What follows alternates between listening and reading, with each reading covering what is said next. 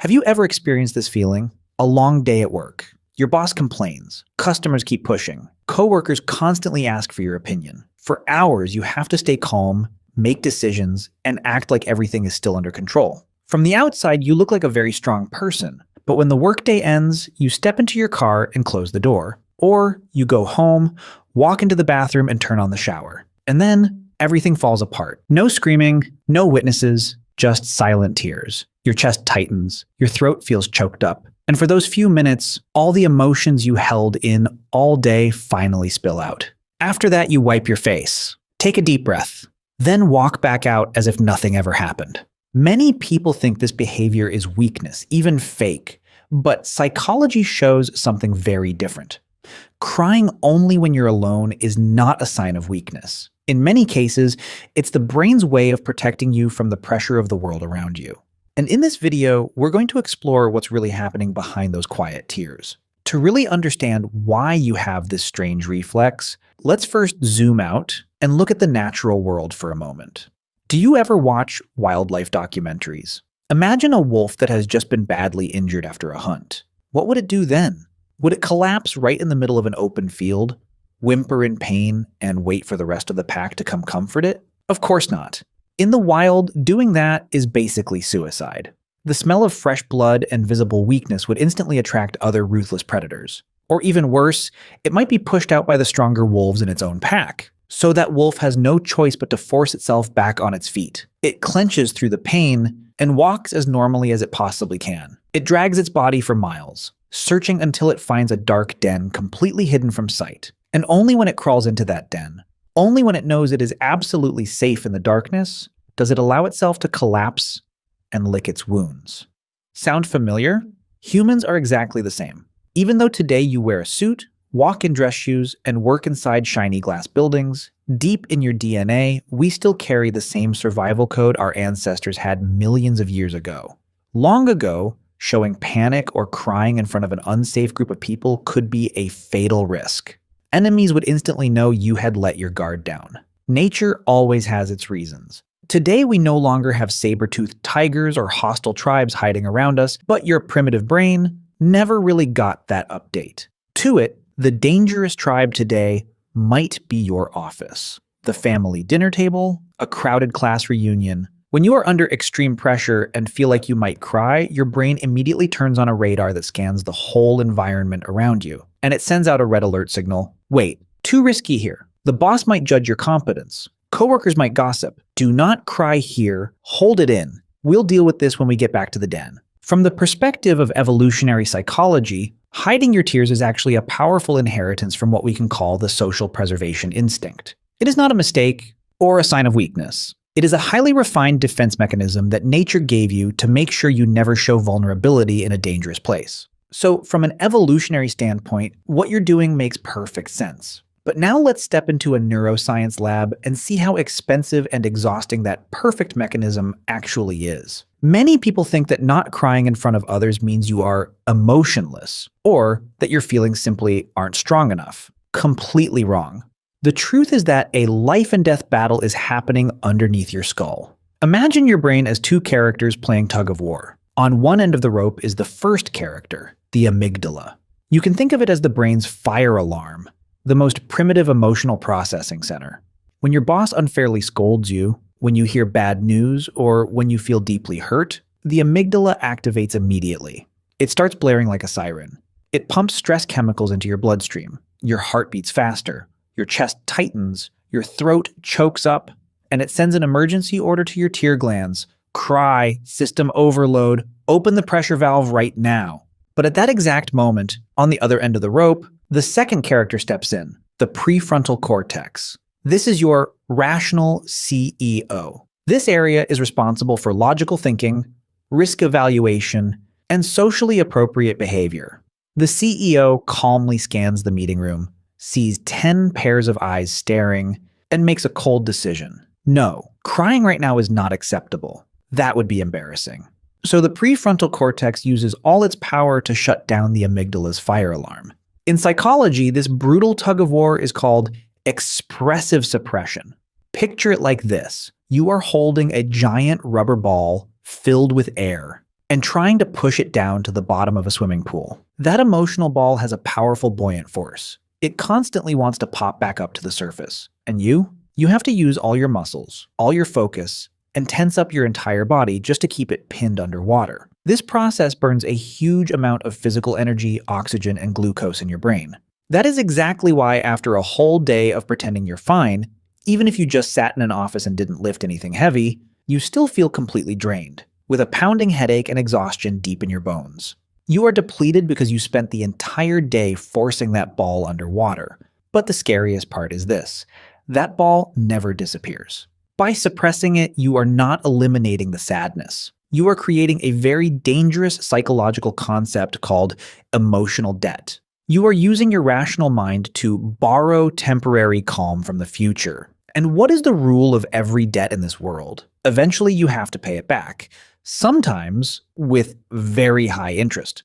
So when does that debt get paid back? The precise answer is when you step into your private space. But look closely. Why is that space so often the driver's seat in a car with the lights off? Why is it usually a cramped bathroom? Why is it the shower running at 2 a.m. when the whole house is asleep?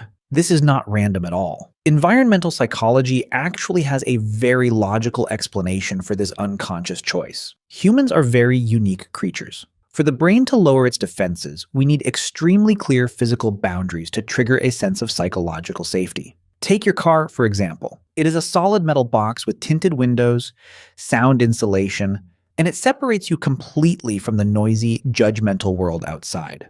And the bathroom, it is the only room in the entire house with a lock on the door, a place that, by social rule, no one is allowed to enter when you are inside. But here is the most interesting part. Why the shower? When you turn on the water, the shower creates something called white noise. The sound of rushing water drowns out every broken sob and shaky breath. It hides the vulnerability you are afraid others might hear. And there is more. The warm water flowing over your skin is actually tricking your nervous system. Your brain detects the warmth and recreates the sensation of being held. On an even deeper level, it activates a primitive memory of absolute safety from when we were still fetuses, curled inside the warm amniotic fluid in our mother's womb. So the moment the door lock clicks, or the car engine shuts off, or the water begins pouring down from the shower, your brain receives a kind of decoded message. The threat is gone.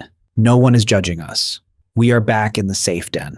And at that moment, the rational CEO, the prefrontal cortex, can finally let go of the giant rubber ball it has been holding down all day. The parasympathetic nervous system, the rest and recovery mode, finally switches on. The emotional ball shoots back to the surface, and at last, the tears begin to fall. See? You are not crying because you are weak.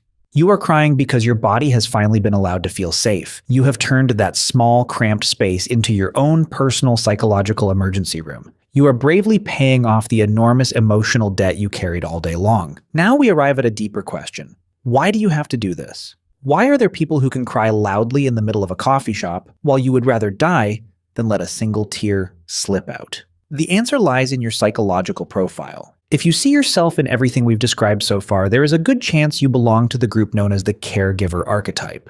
Or, more commonly, you might be carrying what people call eldest daughter or eldest son syndrome. From a young age, or because of life circumstances, you adopted a core belief. I have to be the strong one. My weakness would become a burden for others. In psychology, this is known as the fear of burdening others. Think of negative emotions like radioactive waste. When an accident happens, most people release that radioactive material into the environment around them. They complain, they cry, they make others deal with the cleanup alongside them. But you choose to swallow that entire block of radiation yourself. You would rather absorb the pain, process it alone in the dark, and let it tear through your insides than allow that radiation to spread and weigh down your parents, your partner, or your friends. That is not fake strength. It is the peak of selflessness. You are a silent emotional porter. You carry other people's worlds, and at the same time, you carry your own. Your silence is a great sacrifice, but also an incredibly cruel one to yourself. However, this strength does not come for free. There is a frightening paradox. The very weapon that helps you survive can sometimes become the thing that imprisons you. Hiding in a private corner to cry is, by itself, a healthy survival mechanism. But if it becomes the only way you deal with pain, you may be quietly digging a very deep hole for yourself. Because when you always hide in the bathroom to cry, then walk back out with a bright smile, you are sending a false message to the entire world. I'm fine, I'm strong, I don't need any help. And the painful part is, people believe you. Even the people who love you the most believe you. They believe the steel wall you built is real. They do not hug you. They do not ask questions. They do not protect you, simply because they cannot see any wound that is bleeding. Over time, this pushes you into a psychological state known as toxic independence. You begin to push everyone away. You take away your loved one's chance to care for you and love you. You only allow yourself to be the one who gives, and you firmly refuse to receive comfort in return. And what is the result? That safe bathroom, that closed car with the doors locked, slowly turns from a shelter into a lonely prison. You slip into a state known as high-functioning depression. During the day, you still go to work, you still perform well, you still laugh and talk with others. But inside, you feel completely empty and worn down. The loneliness eats away at you not because no one is around, but because no one truly knows what you are going through. The silence you believed was protecting others eventually becomes the very thing that slowly destroys your own soul. So what is the solution? I am not telling you to walk into the office tomorrow, stand in the middle of the room, and burst into tears to release everything. That would be unrealistic, and it would only make your brain panic even more. But you also cannot keep suppressing everything until you collapse from exhaustion. If you want to stay strong while still protecting your mental health, try starting with 3 small steps. First, practice what we can call micro-releases. Do not try to suppress your emotions for 24 hours straight. Every now and then during the day, allow yourself a small release. It might be a light complaint to a coworker, a quick frown when something goes wrong, or simply a deep sigh while standing alone in the elevator. When someone asks, "Are you okay?" instead of automatically replying, "I'm fine," try saying, "Today has actually been a pretty exhausting day for me." You do not need to cry. You just need to acknowledge your feelings out loud. That small act of acknowledgement helps your brain release some of the pressure of having to perform, and it can make you feel much lighter. Second, find your safe person. You do not need to remove your armor in front of everyone. You only need one person. It could be your best friend, your partner, or someone in your family. Someone who makes you feel completely safe and not judged. Someone you can sit with and let the tears fall without having to explain anything. Sharing your feelings with one trusted person is one of the most effective ways to break the loneliness you have been trapped in for so long. And finally, redefine what strength really means. We often fear that showing vulnerability will burden others, but the truth is the opposite. When you allow yourself to share your pain with the people who love you, it is actually a gift. It shows that you trust them, that you value them, and that you allow them the privilege of caring for you. Vulnerability is not weakness. It is the glue that allows relationships to become deeper and more genuine. Our inner journey is truly something remarkable. The next time you find yourself crying alone in your car, or when the sound of the shower is trying to cover up your sobs, please do not judge yourself anymore. Do not blame yourself for being weak or fake. Instead, recognize how incredible your body really is. It is performing a kind of cleansing ritual. It is bravely paying off enormous emotional debts on your behalf, protecting the world of the people around you. Imagine yourself like the roots of a great ancient tree. Above the ground, the wide canopy spreads its branches, standing tall against violent storms to shelter everyone beneath it. People admire that strong canopy, but no one sees what happens deep underground. In the darkness and complete silence, the roots twist, crack, and push through stones to search for every drop of water. No one sees the roots cry. Yet without the roots' silent endurance and their ability to heal in the dark, that mighty tree would have fallen long ago. Your tears in the darkness are the same.